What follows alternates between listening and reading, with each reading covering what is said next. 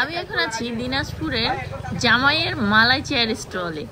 উনি কিন্তু রাতারাতি ভাইরাল হয়ে গেছেন ওনার চা বানানোর এই স্টাইল ভিডিও পোস্ট করে। তো যারাই দিনাজপুর যাবেন তারাই কিন্তু এই চাটা মিস করবেন না।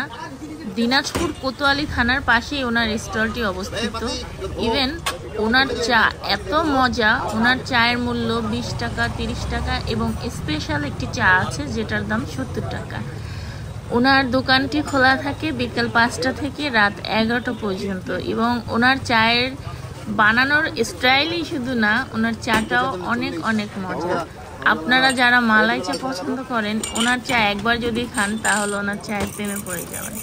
এত স্বাদ, মালাই বেশি, দুধ বেশি, চা কম, কোনো কিছু থেকেই আপনি বলতে পারবেন না চাটা মজা না। সো যারা যারা যাবেন ওনার এই চাটা কিন্তু অবশ্যই খেয়ে আসবেন, মিস করা যাবে না। হ্যাঁ, যদিও আমি চা কম খাই, তবে রং চাটা একটু বেশি খাই, মালাই চাটা খুব কম খাই।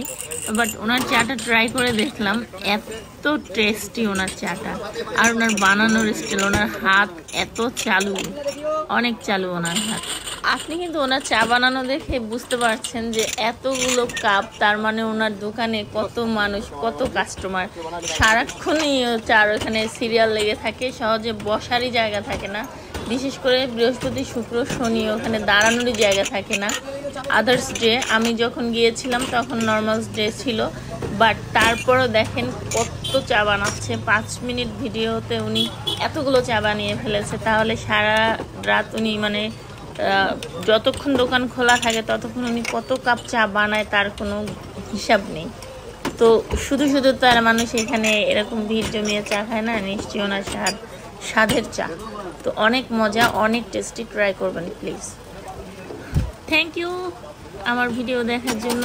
এবং যারা যারা এই চাটি ওখানে গিয়ে ট্রাই করবেন, ঠিক সেই সময় এসে আমার এই ভিডিওতে কমেন্ট করে যাবেন যে আপু আপনার ভিডিও দেখে এসে চা খেয়ে কমেন্ট করেছি, তাহলে আমার অনেক ভালো লাগবে।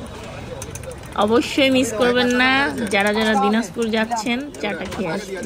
ওকে, ভালো থাকবেন, সুস্থ থাকবেন, আল্লাহ হাফেজ।